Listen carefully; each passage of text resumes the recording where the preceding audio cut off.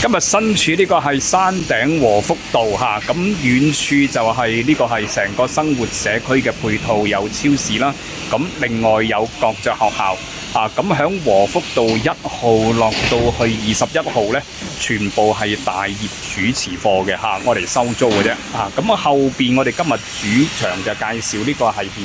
後邊呢個係文輝道嘅豪宅嚇，咁佢由呢個係2至到8號去到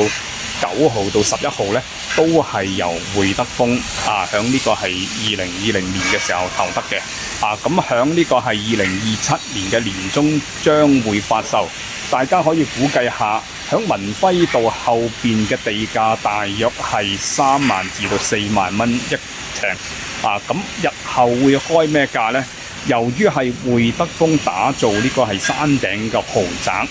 地段嘅物業，咁相對嚟講市場嘅估值大約係分層單位係去到呢個係10萬去到11萬。咁另外仲有就係洋房洋房面積去到3000去到4000尺介乎於呢個係12萬去到14萬一個尺嘅咁將會締造咗香港第2波嘅豪宅一手樓盤咁所以我哋喺呢個位置呢，率先同大家去分享成個嘅周邊嘅配套同埋環境非常之低密度咁後邊就係望向南區望到呢個係深水灣、淺水灣黃竹坑，